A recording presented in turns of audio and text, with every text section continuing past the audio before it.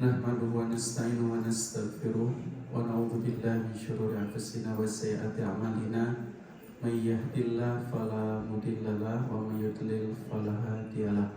Asyhadu an la ilaha illallah wahdahu la syarika lahu wa asyhadu anna Muhammadan abduhu wa rasuluh alladzi la nabiyya ba'da amma ba'du. Ibu bapak hadirin wa iman rahimakumullah. Alhamdulillah, bersyukur pada Allah pada subuh ini kembali kita diberikan kesehatan dan kesempatan. Mudah-mudahan amal ibadah kita yang telah kita laksanakan, yang sedang kita laksanakan, dan yang akan kita laksanakan, mudah-mudahan Allah menerima amal ibadah kita semuanya. Alhamdulillah, tadi malam terakhir ya Pak ya, Bapak menghidupkan malam. Tak tinggal bocana rada harudutan. Dari malam ganjil dan kemungkinan besar kita besok Idul Fitri. Tidak terasa ya. Tidak terasa bahwa waktu cepat berlalu. Ini artinya kalau waktu tidak terasa ini, kata Nabi, semakin dekat kepada kiamat. Hidayat taqarrubuz zaman. Salah satu tanda ciri kiamat itu adalah ketika waktu berjalan terasa cepat. Tapi walaupun demikian, tetap kita memaksimalkan ibadah di sisa kesempatan yang masih Allah berikan kepada kita semua. Kajian subuh kita hari ini temanya, judulnya takut tidak diterima. Jadi temanya tentang perasaan takut tidak diterima. Takut tidak terima apa? Takut tidak terima kerja. Gampang, takut tidak terima kerja mah. Kalau bapak ibu siang dari tapi kerja, ketika kita ngelamar ke satu perusahaan tidak diterima, tinggal cari perusahaan yang lain. Takut tidak diterima pinangan, bogoh ke hiji mojang, amawar bodas, ajujuk ke hiji lembur, nya teka rasa capek na, tapi ternyata pas ke skala moreta si mau keluar bonasnya saya petik gitu. Nah, gampang lamun sudah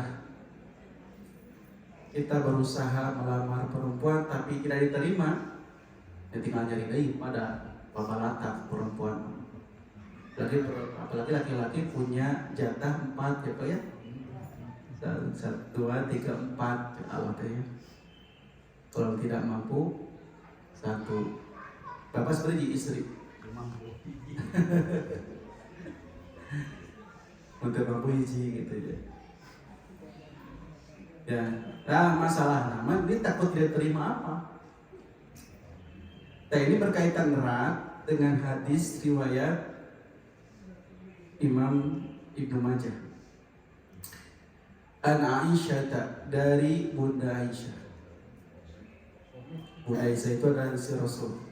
Qalat, ia berkata, qultu, aku pernah bertanya kepada Rasulullah, ya Rasulullah, walladzina yu'tuna ma atau wa qulubuhum wajilah. Dan orang-orang yang mengerjakan apa yang mereka kerjakan, padahal hati-hati mereka takut. Nah, di sini ada kalimat orang yang mengerjakan apa yang mereka kerjakan, padahal hati mereka takut. Lalu Aisyah mempertanyakan maksud dari lafaz takut di sini.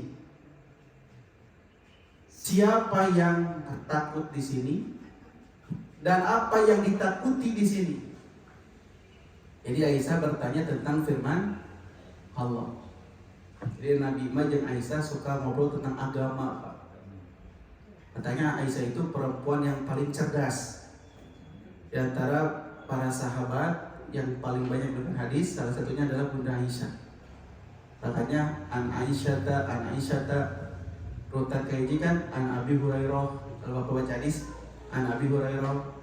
Rutan kedua an Abdullah bin Umar. Selanjutnya an Aisyah. Itu. Jadi obrolan suami istri di sini masalah ayat Quran, masalah hadis. Lalu bapak di istri masalah apa ngobrol? Balanja. Pak, jangan saya acuk peduli Pak ya, izin lebaran. Pak Ira Mudi, Pak resiko kurang ya. Lu ke atas ke suami naros tentang ayat Quran. Pak ayat ini apa maksudnya ya? Pernah tidak? Ini si Bunda Aisyah kayak ngobrol gitu diskusi tentang ayat gitu ya. Atau bapaknya pernah harus ke ibu. Oh, ayat itu namanya maksudnya mau ibu terang atas saja. Atas ini kan ayat itu dialog masalah agama ini harus selalu didawamkan di rumah tangga, ke anak, ke istri gitu. Ini seperti dialog Bunda Aisyah dan Rasulullah. Jadi Bunda Aisyah menanyakan tentang wajilah. Wajilah itu rasa takut. Ahwaladhi yazni, apakah yang dimaksud orang yang takut di sini? Orang yang suka yazni berzina, wa yasriku atau orang yang suka mencuri, wa yasrabul khamra dan orang yang minum minuman keras.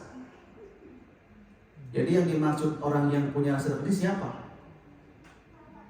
Maka kata Nabi, la, bukan itu wahai ya binta Abi Bakri aw ya binta Siddiq. Ya Nabi mengatakan, bukan demikian wahai anak perempuan Abu Bakar, bukan demikian wahai anak perempuan As-Siddiq. Jadi Nabi terjebak kia, bukan demikian wahai istriku gitu ya. Tapi mengatakan Nabi, wahai anak perempuan Abu Bakar. Lagi Nabi sedang ngobrol dengan istrinya. Tapi kenapa Nabi mengatakan wahai anak perempuan Abu Bakar? Nabi sedang mengangkat derajat Abu Bakar dengan sebutan ini. Ya Nabi itu menyebut Bunda Aisyah dengan berbagai sebutan. Kadang disebut dengan istriku, kadang disebut dengan Humairah, yang sedikit kemerah-merahan katanya. Memerahna ayah dengan Humairah gitu, atau ya binti Siddiq. Karena suami ibu kalau nyebut ibu nama ya yang atau bebek atau mama atau manehna atau ibu barudak coba ya. Idealnya kita menyebut istri dengan panggilan yang baik gitu ya. Kalau nyebut nama sok ngambek ibu teh ya sayang tengalil kue mama, tengalil kue pasti sebut karena titip orang mama disebut ayah tengalil kue dan lila disebut nami ngalil gitu. Tapi panggillah dengan panggilan yang disukai oleh istrinya. Nah, kata Nabi yang dimaksud yang takut di sini bukan penzina, bukan pencuri, bukan peminum. Tapi kata Nabi, walakinnahu rajulu, akan tetapi dia adalah orang yang yasumu, dia suka saum. Seperti kita saum sekarang. Wa yatasaddaqu, dia suka bersedekah. Wa yusolli, dan dia suka sholat. Wa huwa yakhafu an la yutaqabbala minhu, sedangkan dia takut amalnya tidak diterima. Nah ini Pak. Jadi yang harus memiliki rasa takut di sini siapa? Kita yang suka saum, suka bersedekah, suka sholat, tapi dia punya perasaan takut tidak diterima. Jadi syarat ciri orang beriman itu harus memiliki perasaan ini. Gitu. Mari kita bahas. Perbedaan orang iman dan orang munafik dalam beramal. Kata para ulama, innal mu'mina, sesungguhnya orang beriman itu ketika melakukan kebaikan dan selalu disertai ketakutan. Ya. Sedangkan orang munafik ketika mengumpulkan atau melakukan kejelekan dan selalu disertai dengan perasaan tenang dan tentram. Jadi lamun orang iman mah ngalakukeun amal teh sieun. Sieun naon? Sieun teh ditampi. Sieun Allah terido. Sieun Allah teh cinta, punya perasaan takut. Saya ditampi. Sedangkan orang munafik mah tenang we, nyantai. Diterima henteu. Anjir gitu kan.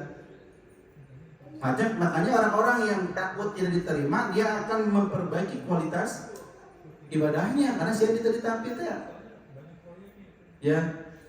Diperbaiki ilmunya terus, dibaca terjemah bacaan sholatnya terus. Kenapa? Karena takut tidak diterima. Ya, ada perbaikan demi perbaikan. Tapi kalau kita tenang-tenang saja, ini ciri orang munafik, Bu. Orang beriman lamun katinggalin sholat berjamaah teh ada perasaan ada perasaan kecewa gitu. Kaduhung tadi teu berjamaah. Nah, katinggalin tahajud sekali. Lebar tadi tahajud. Itu orang beriman. Kaduhung tadi teu tarawehan. Terus ada perasaan. Tapi lamun ninggalkeun sholat, telat sholat, dianggap biasa, tenang-tenang saja. Hati-hati itu. Hati-hati itu pasti ada benih-benih kemunafikan dalam diri kita. Makanya berusaha kasihan. Kenapa? Karena belum tentu amal yang selama ini kita laksanakan diterima oleh Allah. Belum tentu. Nah, di sini banyak ibadah saum dan sholat malam yang tidak diterima oleh Allah. Sebisa. Hadisnya. Kata Nabi, rubba shaimin dari Abu Hurairah, rubba shaimin laisa lahu min siyami ilal ju'. Banyak orang yang saum akan tetapi tidak mendapatkan pahala dari saumnya, melainkan hanya mendapatkan lapar, mendapatkan dahaga. Wa rubba qaimin, dan banyak orang yang sholat laisa lahu min qiyami ilal lisan, akan tetapi tidak mendapatkan pahala melainkan hanya tidak tidur. Seueur anu tarawih, seueur anu tahajud, dan mendapatkan amal ibadah itu berbuah di mata Allah. Tidak mendapatkan ganjaran sisi Allah kecuali capek begadang saja. Yang saum tidak semuanya diterima, yang sholat juga tidak semuanya diterima. Bahkan dalam Quran surah Al-Maun kita tahu ayatnya, fawailul lil musallin, maka celakalah orang yang suka sholat. Mending naon Pak? Tong sholat gitu, yang tong celaka. Jangan celaka tuh. Kalau sholatnya dikategorikan celaka, kan ini capek gawe teka paket ya. Capek gawe teka paket terus diteke ku Allah. Dan makanya harus punya perasaan takut tidak diterima supaya sholatnya tidak asal-asalan. Supaya dia terus mengupgrade sholatnya teh, kehusuannya, bacaannya. Dimulai bacaannya difahami. Dan yang akan mendukung sholat itu semakin khusyuk apa? Ketika kita paham apa yang kita baca. Ya, saya sering katakan di sini. Lamun aya beo mengucapkan assalamualaikum, assalamualaikum, jawab entong. Entong nantong. Tuh, beo mah disada kan, bukan berdoa. Lamun ibu aya beo assalamualaikum dijawab waalaikumsalam, berarti beona dua. Asalnya hiji beote. Artinya kalau selama ini kita sholat, ngadoa, tapi orang tepaham anu ke orang didoakan eta, berarti itu sih gak tuh, nggak beo. Nggak harus hafal Bu, nggak harus hafal, tapi minimal paham maksud doa-doanya. Oh ini teh maksudnya kesini. Atau minimal kita pernah baca doanya, terjemahnya baca. Jangan sama sekali tidak membaca. Walaupun paham dan tidak paham tetap berpahala. Ya jangan kecewa. Terpaham berpahala. Kalau lebih paham berpahala lagi. Tapi beda kualitas pahalanya. Kata Nabi, kullu amal ibni Adam yudha'afu. Setiap amal anak Adam itu dilipat gandakan. Al-hasanatu, setiap satu kebaikan itu dikali lipat 10 sampai sab'ati mi'ati tifin, sampai 700 kali lipat. Jadi amal ibadah teh dikali lipat 10 sampai 700 kali lipat. Tak tergantung kualitasnya. Kalau ukuran sholat ibu bapak sekarang di hitungan 10 sampai 700 kali lipat seberapa pahalanya? menurut ibu dan bapak? Di angka 10 sampai 700. Bapak dan ibu ada di angka berapa? Ukuran sendiri. 700? 500? Ukurannya ukur sendiri we. Sehingga nama orang sakit gitu nya. Gitu. Makanya diperbaiki, di-upgrade. Jangan malas menuntut ilmu, masalahnya mata. Kebanyakan malas menuntut ilmu, tapi jika kamarikan di mana? Di Gunung Kidulnya anu Idul Fitri tanggal seberapa? Tanggal 5. Aduh, tak pakai hisab, tak pakai rukyah, tak pakai ruku, tak pakai naon deui. Pakai telepon eta Pak. Jeung loba anu percaya deui, sok ieu bayangkeun. Yang banyak yang percaya so. Lalu kalau seorang mah ini banyak yang percaya. Ya, itu pakai ilmu rusak. Maka sahabat Umar bin Abdul Aziz, siapa yang beribadah kepada Allah bighairi ilmin, tanpa ilmu, kana ma yufsidu asar mimma yuslim. Kerusakan yang dia dapatkan lebih banyak daripada pahala yang dia dapatkan. Loba rusakna ibadah itu. Kita perlu berilmu. Ya. Sehingga apapun lah ya harus berilmu. Sehingga ibu kalau memberi masak memakai ilmu kumaha. Dia bisa membedakan mana laja, mana jahe, mana koneng kumaha. Kita laja mana koneng, mana jahe, kan dia boleh pakai ilmu mah. Laja katuncar aja pedas kita apa mana bedanya. Kan pakai ilmu eta, kan ibu tahu ini laja, ini koneng, ini pedas, jahe gitu ya. Kan serupa gitu loh. Ya pedas, ya katuncar gitu ya. Berilmu. Apalagi urusan ibadah. Itu ya. Kenapa banyak yang diterima? Karena tidak pakai ilmu ibadahnya. Gitu.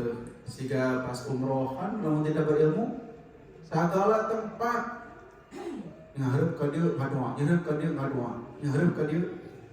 Semua tempat dianggap keramat, semua tempat dianggap mustajab.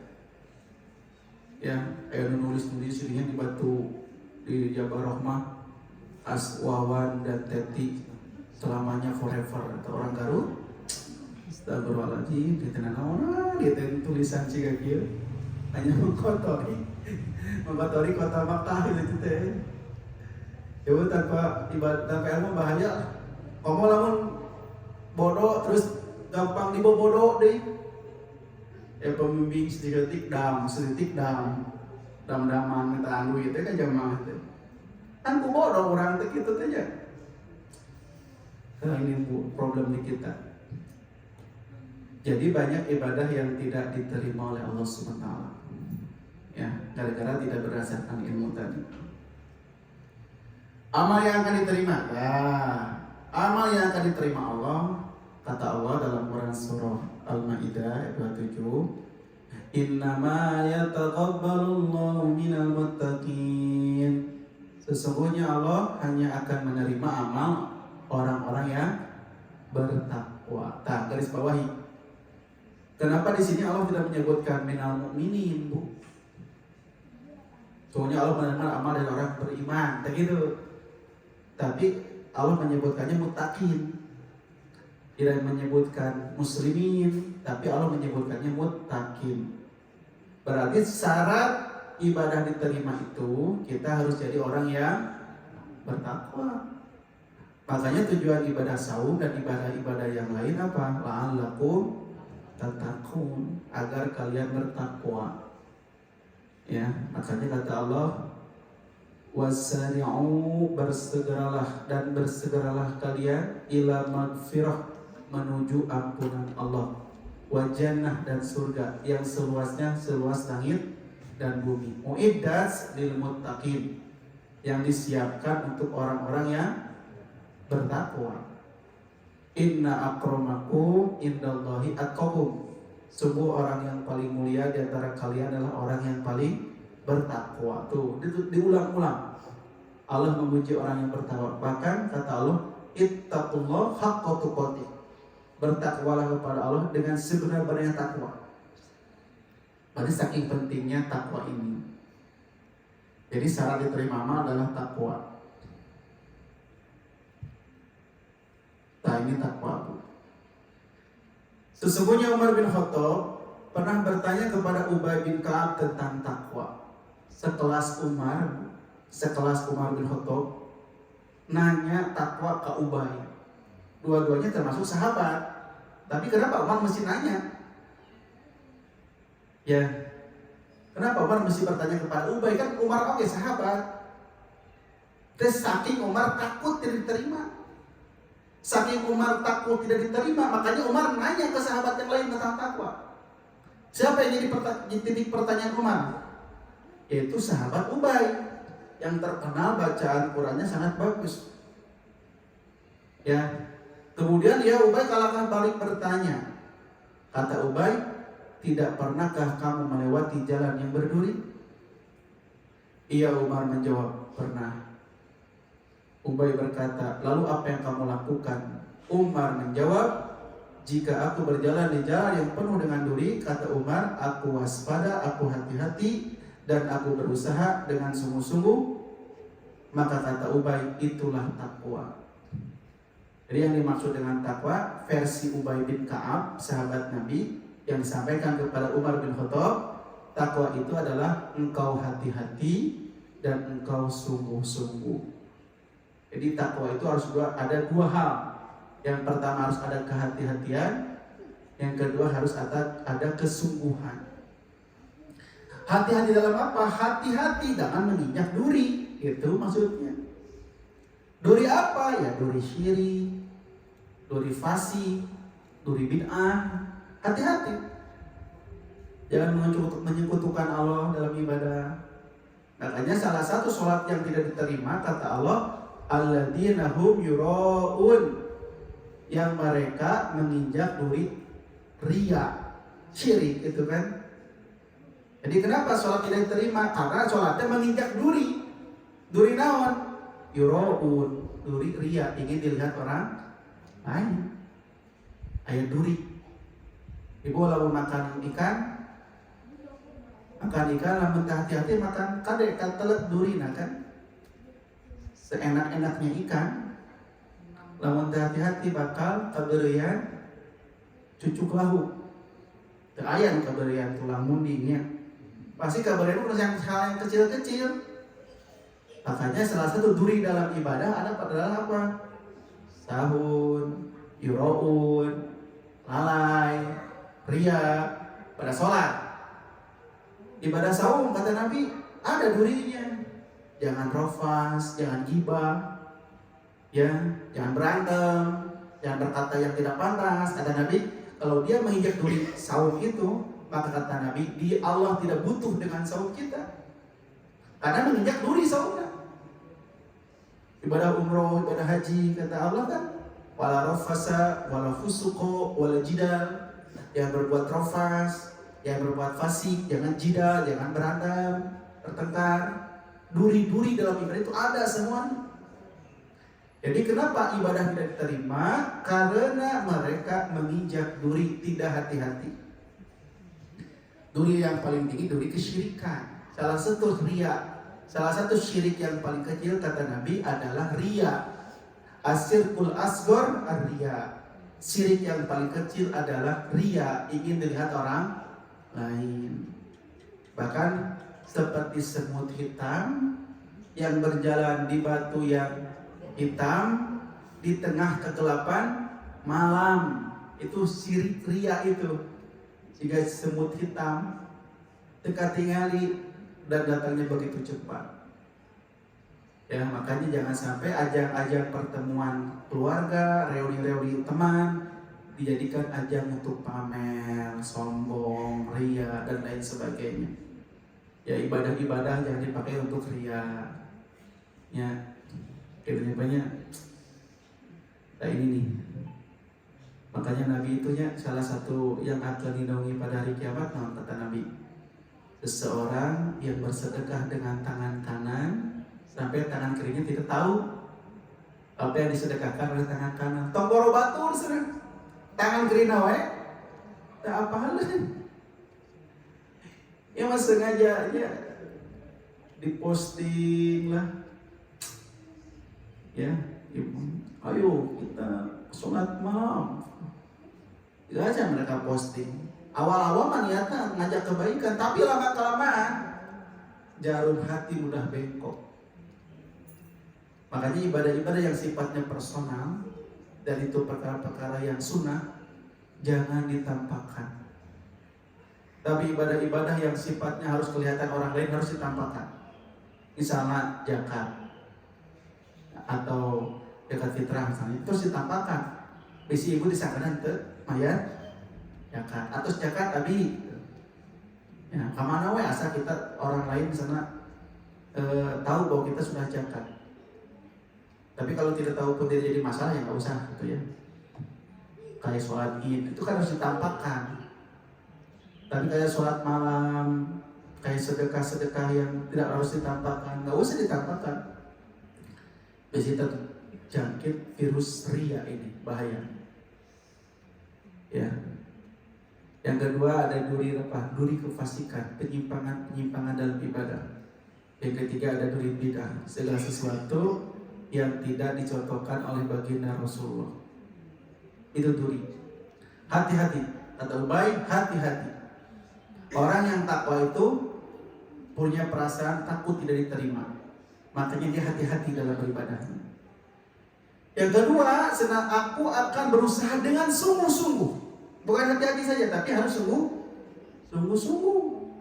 Sungguh-sungguh dalam ibadahnya, sungguh-sungguh dalam menuntut ilmunya. Nah sekarang kita bulan Ramadan sungguh-sungguh ibadahnya.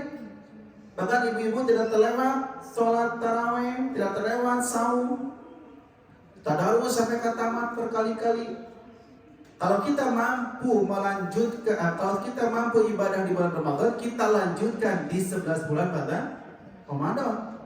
Tong soleh teh saromadanan gitunya.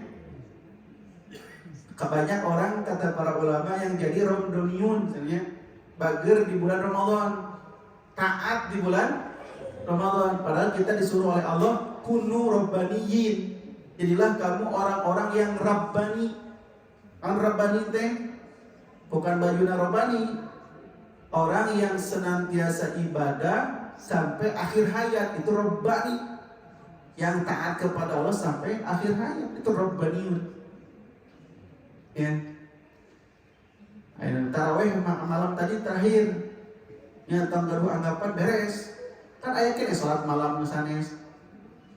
Ibu-ibu jalan deh karena tembok nyaris ke incuna neng alhamdulillah kurang mau tarawehan deui. Bisa mana tarawih di bulan? Kan ada sholat tahajud, sholat malam, sholat witir, qiyamul lail eta gini. Lamun tuangan mah beas-beas keneh Bu.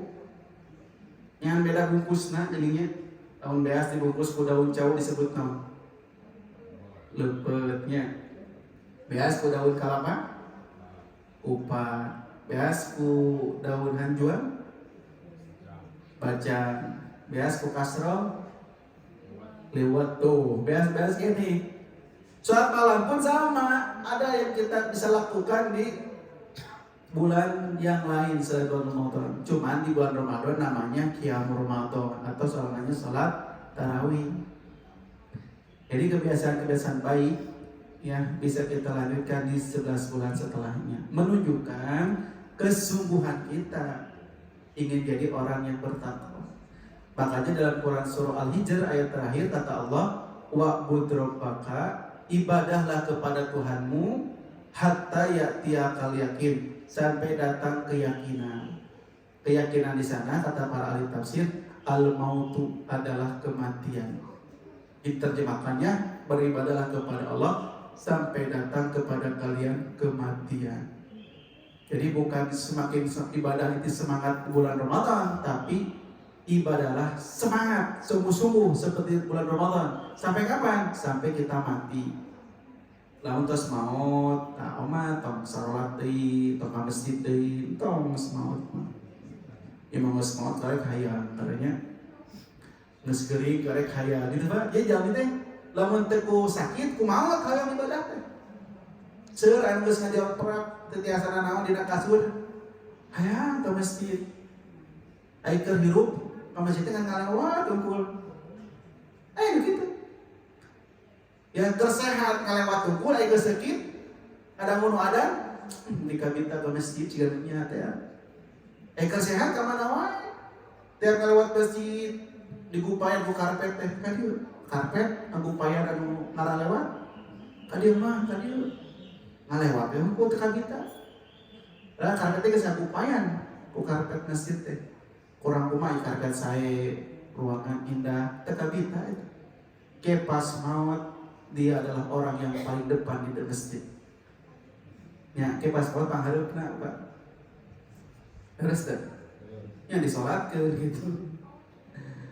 Nah, makanya harus ada kesungguhan, sungguh-sungguh dalam mencari ilmunya, sungguh-sungguh dalam ibadahnya. Ini menandakan kita takwa supaya amal kita diterima.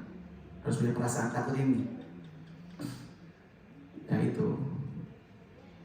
Makanya kata Allah lihat bab kurban ya, ini bab menyembelih udhiyah. La yanalallaha luhumuha wala dima'uha walakin yanaluhu taqwa minkum. Kata Allah, baik dagingnya maupun darahnya tidak akan sampai kepada Allah. Tetapi yang akan sampai kepada Allah adalah ketakwaan dari kamu. Jadi ibadah-ibadah apapun, termasuk kurban, termasuk saum, termasuk apapun lah tadarus, yang sampai itu adalah ketakwaannya, bukan ibadahnya. Makanya kata Nabi, tidak ada orang yang masuk surga karena amalnya, tak ada. Tapi semua masuk surga karena rahmat Allah. Gitu ya.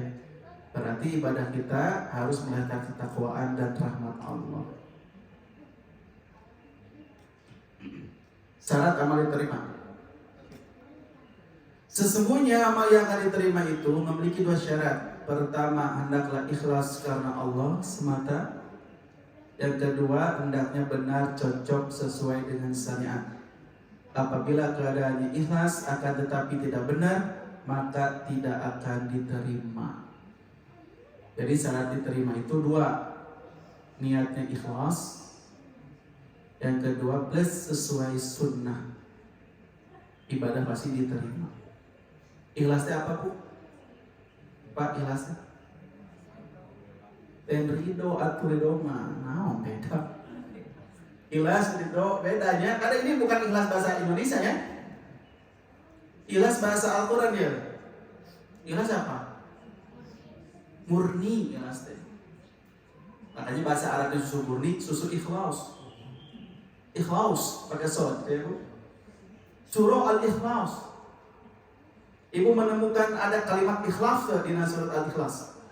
Ya kan, lamun Anas ayat, kalau untuk berobinas ayat nasna. Ikhlas nggak ada, tapi berisi tentang memurnikan keesaan Allah. Murni. Apa ikhlas itu? Segala sesuatu yang dilakukan maka lillah, karena Allah. Ikhlas. Lawannya ikhlas apa? Lawannya ikhlas apa? Lawannya ikhlas syirik. Lawan ikhlas itu syirik. Salah satu syirik riya gitu ya. Lawannya ikhlas syirik. Syirik itu ada penyekutuan, ingin dipandang makhluk, itu riya salah satunya. Kamu lawan ridho naon? Lawan ridho? Tidak ridho. Kamu lawan lapar? Tidak lapar. Halusnya tidak lapar. Lawan yang lain tidak. Bahasa kenyang. Lawan haus?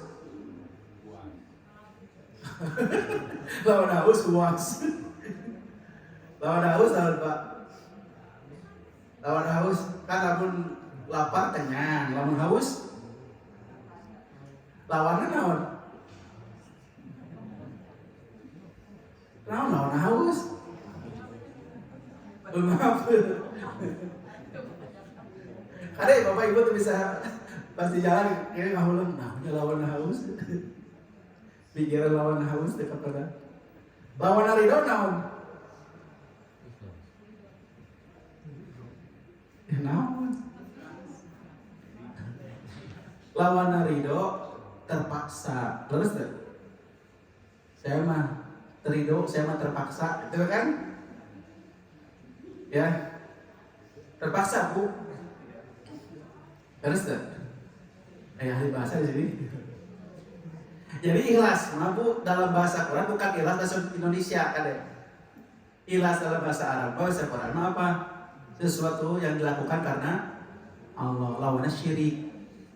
Amun ridho lawannya terpaksa. Ridho tidak ridhonya terpaksa teh. Contohnya gini, ada orang di poligami, dia ikhlas, tapi tidak ridho. Terus dia tuh di poligami itu ikhlas, tapi tidak akan pernah ridho. Ikhlas, tapi hati nama terido. Ikhlas teh dia melakukan suaminya dipersilakan nikah lagi, ikhlas karena Allah, tapi hati nama pasti tidak ridho, tak gitu. Ya, perlu bahasa terjadi. Kebayang. Pokoknya mah ridho mah anak Roma Irama lah, gitulah. Megajang. Atau sesuai sunnah Nabi. Yang kedua sesuai sunnah. Sunnah teh seberapa? Sunnah teh Bu? Sunnah ada berapa empat? Kan? Ya contoh Nabi, sunnah teh ada berapa empat? Caranya ada empat. Jawab terus sebejaan ya empat. Jadi gini nih Pak, di kita ini sok salah bedakan sunnah. Sunnah teh ada sunnah versi usul fikih, ada sunnah versi usul hadis. Beda kan deh. Lamun sunnah versi usul fikih hukum wajib, sunnah gitu kan? Eta sunnah versi usul fikih. Naon? Sunnah versi usul fikih yang dikerjakan dapat pahala, tidak dikerjakan tidak berdosa gitu kan? Eta sunnah versi usul fikih.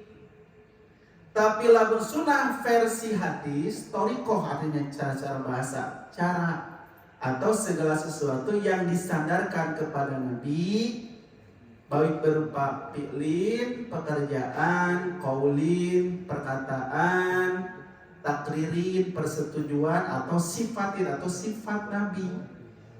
Di sunnah versi hadis benar. Segala sesuatu yang disandarkan kepada Nabi. Maka sunnah Nabi maksudnya naon? Ya berupa perkataan Nabi, perbuatan Nabi, persetujuan atau sifat Nabi. Disebutlah sunnah Nabi. Tidak sesuai sunnah maksudnya naon? Tidak sesuai dengan Nabi, itu maksud nama. Lain tidak sesuai sunnah. Oh, tidak sesuai dengan apa? Non pahala. Dikerjakan dapat pahala, kalau tidak jika kirinya apa buka puasa bapak-bapak tahnya korma mas sunnah bala-bala wajib. Namun jauh-jauh korma mas sunnah Nabi bala-bala wajib Nabi gitu. Di sunnah Nabi itu lain wajib hukumna sunnah kan deh, bukan hukumna sunnah gitu. Tapi sunnah Nabi teh Nabi biasana buka puasa sareng korma gitu. Jadi disebut sunnah Nabi. Taya bala-bala. Tapi ayah bapak tuh di masjid, Ustaz, korma mas sunnah, bala-bala wajib. Nah, jadi wajib. Wajib ayah wajib apa ya? Yang maksudnya tong menganggap sunnah teh hukum gitu, namun ada penyandaran kepada Nabi. Ya kamu di YouTube kan saya Ustaz sunnah, sebenarnya kembali ke sunnah, maksudnya kembali ke Nabi gitu. Dan saya kenal ke ahlus sunnah, ayat ahlus sunnah wal jamaah, hitanya apa? Ayat ahlus sunnah wal jarambah gitu. Jauh gitu, oh ada sunnah tapi nggak jauhan Nabi, jarambah teh gitu sunnah nanti. Ahlus sunnah wal jarambah, di mah ahlus sunnah wal jamaah, ya, gitu ya. Di sunnahnya mengikuti Nabi itu tong harus ada dalil, non hadisnya. Mata ibu bapak kalau sudah dapat postingan WA dari saudaranya belum jelas ya dalilnya, pangwakan di sursa,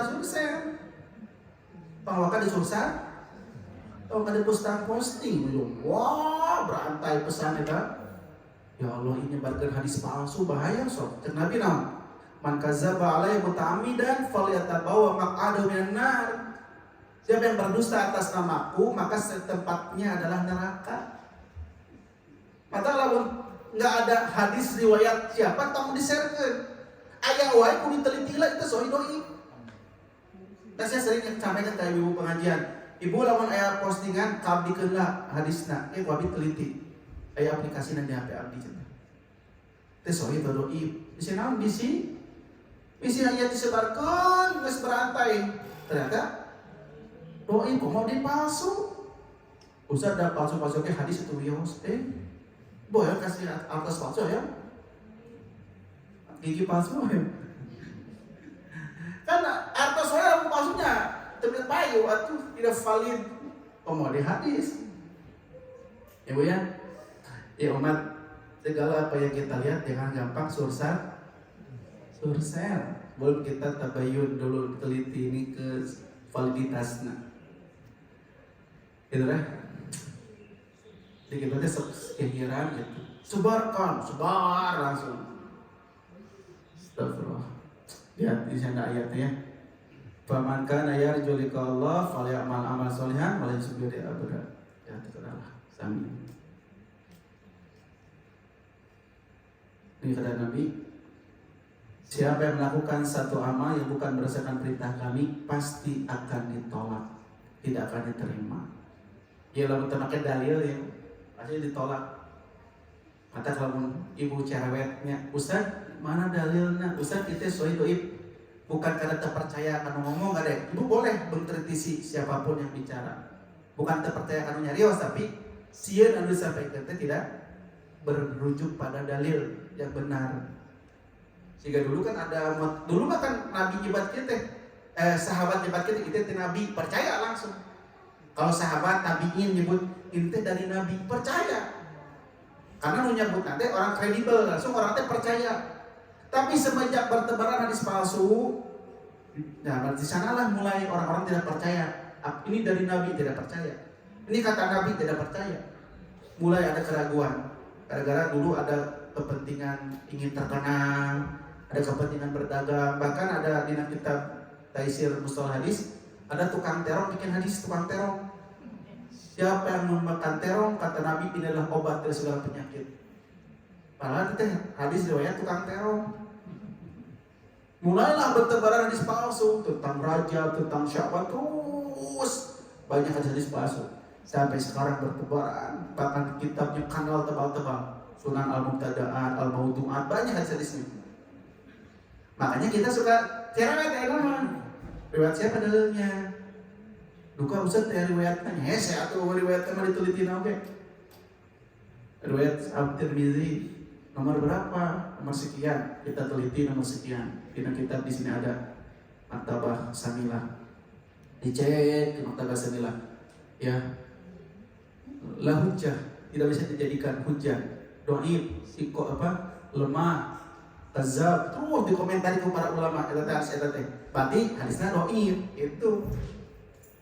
Ya tidak semua hadis bisa kita terima. Karena diteliti. Ya Bu ya, namun Ibu alim nanti sok kali kabikeun WA. Ustaz itu sahih dhaif gitu. Ngantor ngarusuh gitu. Ayo ibu ngarusuh Ustaz dhaif, Ustaz. Terus saya nanya, itu kerujian Pak, nanya wae teh. Ya lo itu kerujian. Jadi naros Ustaz engol atuh ya abi rusuh. Abi keur naik motor di jalan. Aduh ya kurang kira di jalan urang oge gitu. Ustaz engol atuh di atas ayeuna pisan kerujian ibuna. Ampun gitu. Dimulai nanya atuh tidak pangisiankeun gitu. Tuh ya. Terakhir, bingkai amal kita dengan doa. Jadi setelah kita beramal maksimal, penuh dengan kehati-hatian, penuh dengan kesungguhan, disertai rasa takut, terakhir berdoalah kepada Allah supaya amal kita diterima. Dan ingatlah ketika Ibrahim meninggikan pembina dasar-dasar Baitullah bersama Ismail sambil berdoa, Rabbana taqabbal minna innaka antas samiul alim. Ini setiap amal kita selalu diiringi dengan kalimat Rabbana taqabbal minna innaka antas samiul alim. Ya Allah, terimalah amalan kami, sungguh Engkau Maha Pendengar lagi Maha Mengetahui. Usah ditutup doa ya kalau untuk beramal. Terus doa kan memutuskan doa Rabbana taqabbal minna innaka antas samiul alim. intinya atau sholat tadinya terimalah. Nabi Ibrahim ya di Ka'bah kan. Di depan Ka'bah sedang ngabangun Ka'bah, Nabi Ibrahim saja takut tidak diterima. Kata Nabi Ibrahim apa? Ya Allah, terimalah amal kami. Nabi Ibrahim sieun. Kemudian urang lain Nabi. Ya. Atau doa Nabi Muhammad.